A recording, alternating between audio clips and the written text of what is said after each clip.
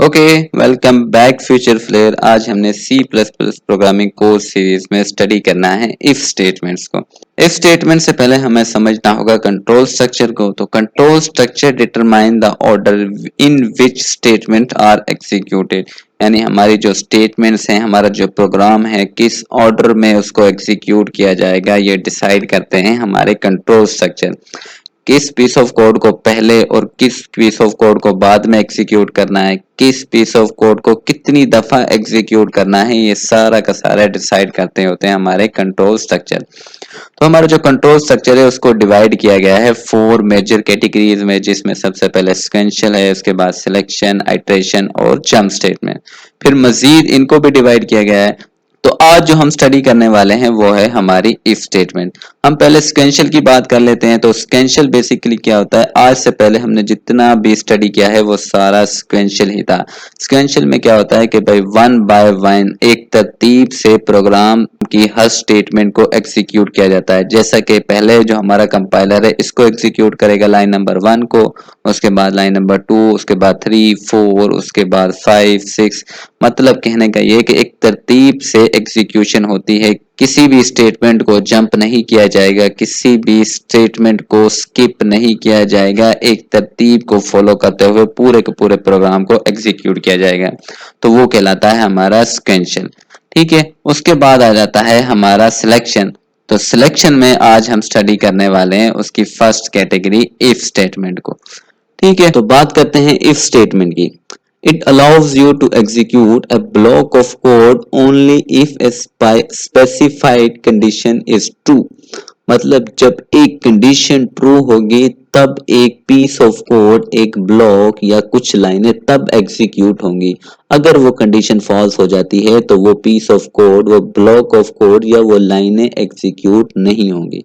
ठीक है, उन लाइनों को या उन पीस ऑफ कोड को एग्जीक्यूट करने के लिए लाजमी है कि वो कंडीशन क्या हो, हमारी ट्रू हो। ठीक है, अगर हम इसके सिंटेक्स की बात करें तो अब देखो ये वो मान लो हमारा पीस ऑफ कोड है। अब इसमें एग्जीक्यूट कब होना है, जब ये कंडीशन ट्रू होगी। अगर ये कंडीशन फॉल्स हो जाती है तो हमारा जो कंट्रोल है वो इस पीस ऑफ कोड को एग्जीक्यूट ही नहीं करेगा। वो क्या करेगा, बाहर जंप कर जाएगा, बाहर जो कोड लिखा हुआ है उसको तब एग्जीक्यूट करेगा। ठीक है, तो ये तो हो गया सिंटेक्स। अब हम क्या करते हैं, अगर इसको एग्जांपल की मदद से समझे तो हम क्या करते हैं कि एक क्वेश्चन ले लेते हैं, इसके ऊपर हम अप्लाई करेंगे हमारी इफ स्टेटमेंट को। तो write a C plus plus program that takes marks as a input, यानी हमने यूजर से क्या लेना है, मार्क्स इनपुट करवाना है। इफ मार्क्स आर 50 और मोर, अगर तो वो मार्क्स जो यूजर एंटर करेगा वो 50 हैं या इससे ज्यादा हैं, तो फिर डिस्प्ले क्या होना चाहिए, यू पास द एग्जाम, यानी आपने एग्जाम पास कर लिया। एंड देन डिस्प्ले, और उसके बाद thank you for checking the result, और उसके बाद डिस्प्ले क्या करना है, thank you for checking the result. तो हम इसका प्रोग्राम करते हैं। तो ये तो हमारा बेसिक कोड है इंट मेन, क्योंकि हमारी जो प्रोग्राम की एग्जीक्यूशन है यहीं से स्टार्ट होती है, तो मैं यहीं से स्टार्ट करता हूँ। बाकी जो मैंने ऊपर वाला पार्ट है वो स्किप कर दिया, वो हम एडिटर में देख लेंगे। ठीक है, तो हमने सबसे पहले क्या करना है, मार्क्स नाम का क्या कर लेना है, एक वेरिएबल बना लेना है। ठीक है, तो मैं क्या करता हूँ, इंट मार्क्स। मार्क्स हमेशा डिजिट्स में होते हैं तो इस वजह से मैंने डेटा टाइप इंट रख ली।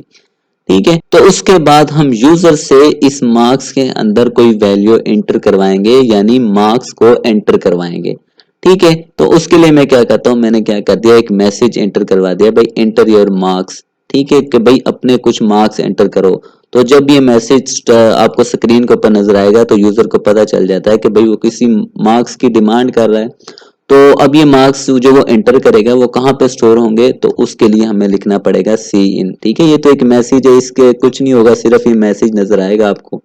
तो जब आप सी इन मार्क्स लिखोगे तब जाके यहाँ पे जो भी आप एंटर करोगे वो किसके अंदर स्टोर हो जाएगा, हमारे मार्क्स के वेरिएबल के अंदर।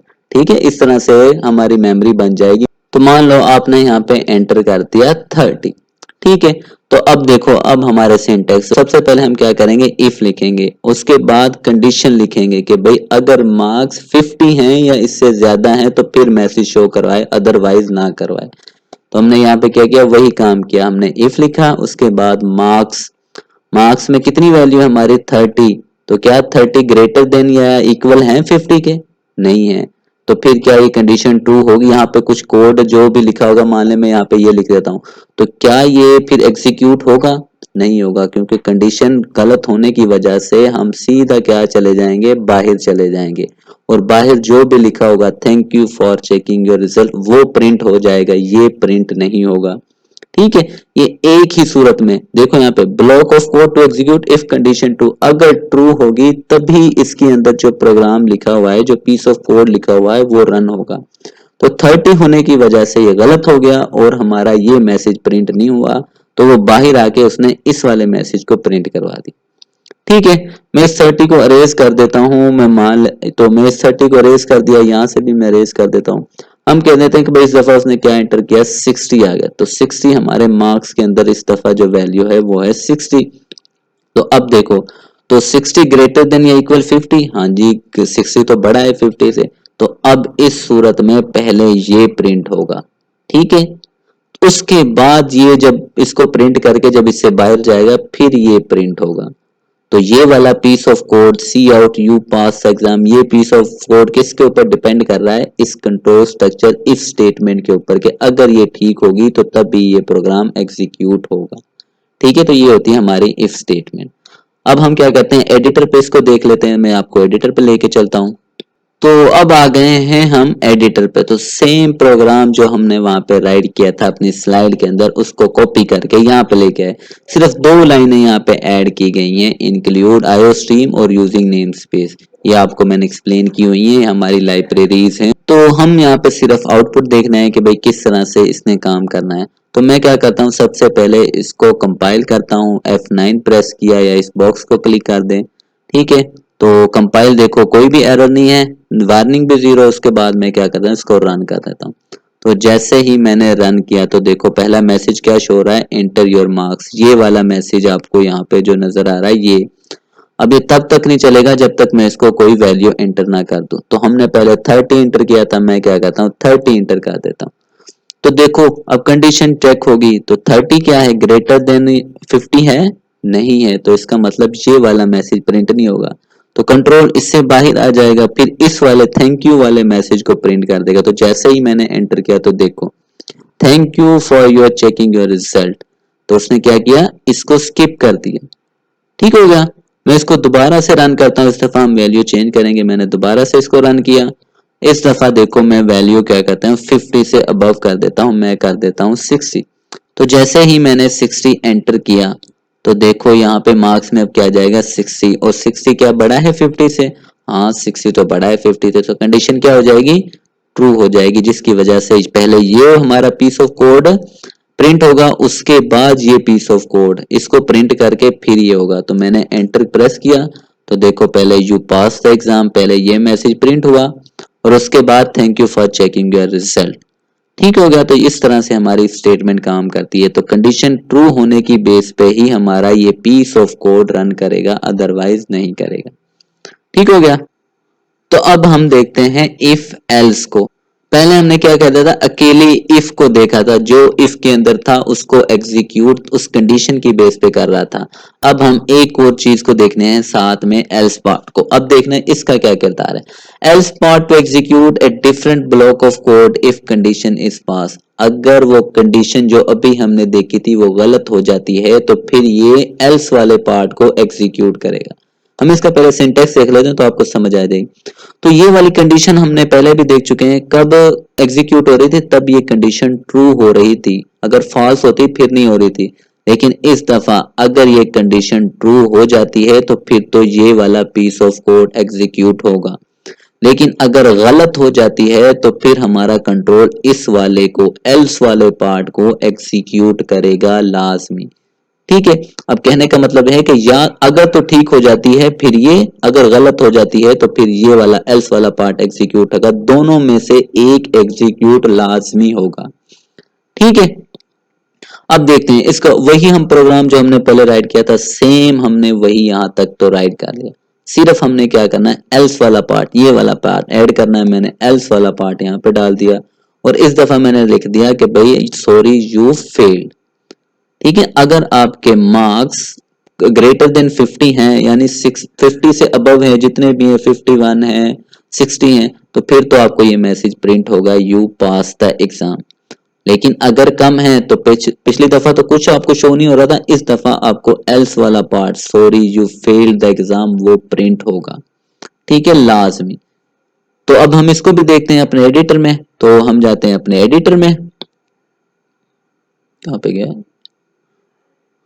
तो ये रहा हमारा वो सेम प्रोग्राम जो हमने अपनी स्लाइड में देखा था, ठीक है, सिर्फ हमने यहाँ पे 2 लाइनें ऐड की हैं वही वाली।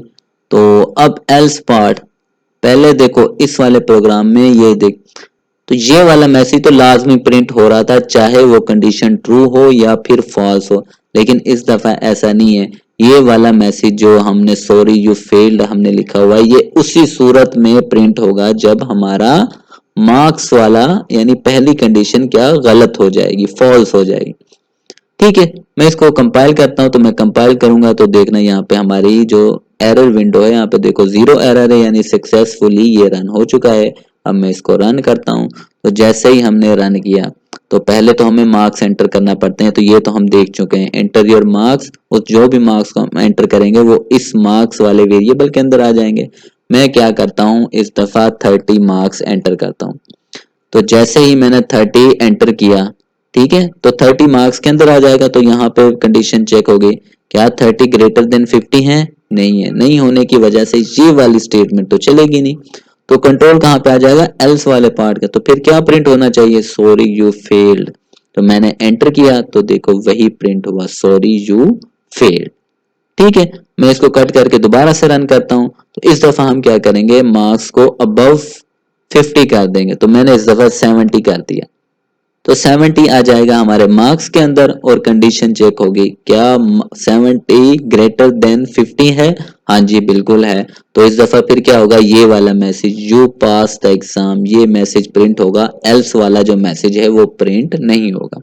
तो मैं एंटर करता हूं, तो देखो यू पास द एग्जाम ये वाला मैसेज प्रिंट, एल्स वाला इस दफा प्रिंट नहीं हुआ। तो समझाने का मतलब क्या है कि इन दो में से एक ही प्रोग्राम एग्जीक्यूट होगा, दूसरे वाला नहीं होगा। तो अब बात करते हैं हम इफ एल्स इफ स्टेटमेंट की। पहले हमारे पास 2 ही ऑप्शन होते थे, ठीक, पहले हमारे पास सिंगल था जिसमें हमने इफ को देखा था, फिर हमने इफ एल्स को देखा जहां पे हमारे पास 2 में से एक को हम क्या करते थे, चॉइस कर लेते थे कि भाई अगर तो ये ट्रू होगा तो ये रन हो जाए, अदरवाइज जो एल्स वाला पार्ट था वो रन हो जाता था। लेकिन इस दफा हमारे पास मल्टीपल ऑप्शंस हैं, इफ एल्स इफ, ठीक है, हम मल्टीपल चॉइस कर सकते हैं इस दफा। You can chain multiple if and else if statement to handle multiple condition, ठीक है, इस दफा हम मल्टीपल कंडीशंस को चेक करेंगे। तो पहले हम इसका सिंटैक्स देख लेते हैं, तो सिंटैक्स हमारा वहीं से स्टार्ट हो रहा है, इफ कंडीशन होगी, ठीक है, अगर तो कंडीशन ट्रू हो जाती है तो हमारी जो कंडीशन 1 का ये कोड एग्जीक्यूट होगा, ठीक है। अगर ये कंडीशन फॉल्स हो जाती है तो हमारा जो कंट्रोल है वो इसको छोड़ के यहाँ पे आ जाएगा और इस वाली कंडीशन को चेक करेगा, ठीक है। तो अगर तो ये वाली कंडीशन ट्रू हो जाती है तो फिर इसको क्या करेगा, एग्जीक्यूट कर देगा, लेकिन अगर ये भी फॉल्स हो जाती है तो फिर ये नेक्स्ट मूव करेगा। हो सकता है यहाँ पे भी एल्स इफ लगी हो तो फिर उस कंडीशन को चेक करेगा, अगर नहीं लगी हुई तो फिर जो भी एल्स पार्ट में कोड लिखा हुआ है उसको एग्जीक्यूट कर देगा। Code to execute if both condition 1 and condition 2 false, ठीक है, अगर दोनों कंडीशन, ये कंडीशन 1 है ये कंडीशन 2 है, ठीक है, अगर ये दोनों फॉल्स हो जाती हैं तो फिर हमारा जो एल्स वाला पार्ट है उसने तो एग्जीक्यूट होना ही होना है, ठीक है। तो इसको भी हम समझते हैं एग्जाम्पल की मदद से। हमने एक क्वेश्चन लिख लिया है, write a C plus program that asks the user to enter their marks. User क्या करेगा, अपने मार्क्स एंटर करेगा, वो कुछ भी एंटर कर सकता है, 50 60 40 30 90, ठीक है। हमने सिर्फ उसके एंटर किए हुए मार्क्स के ऊपर उसको ग्रेड असाइन करना है। तो इफ द मार्क्स आर 90 और अबव, अगर तो वो मार्क्स जो वो एंटर करेगा 90 है या फिर अबव है तो फिर हमें क्या प्रिंट करवाना है, ग्रेड ए। बेसिकली ये ग्रेडिंग सिस्टम हम बना रहे हैं। और इफ मार्क्स आर 75 और अबव, अगर तो मार्क्स 75 हैं या अबव हैं तो फिर हमें क्या प्रिंट करवाना है, ग्रेड बी, ठीक है। और लेस देन कितने हैं, 90 से। इफ द मार्क्स आर 50 और 50 अबव, जब 50 या 50 से अबव है लेकिन कम है 75 से तो फिर हम क्या करेंगे, ग्रेड सी, ठीक है। और अगर 50 से नीचे हैं तो फिर हम क्या करेंगे, फेल्स यानी सिंपल डिस्प्ले करवा देंगे फेल्स जैसे ही वो 50 से नीचे जाता है। ठीक है, और आखिर में हम डिस्प्ले करवा देंगे रिजल्ट प्रोसीड सक्सेसफुली। ठीक है, तो हम बेसिक स्ट्रक्चर लिख लेते हैं, ये तो हमने पहले ही इसको समझा हुआ है यहाँ तक तो। ठीक है, कि भाई इंट मार्क्स और मार्क्स जो भी एंटर करेंगे वो कहाँ पे आ जाएंगे, मार्क्स नाम का एक बॉक्स बन जाएगा मेमोरी में, जो भी एंटर करेगा वो यहाँ पे आ जाएंगे।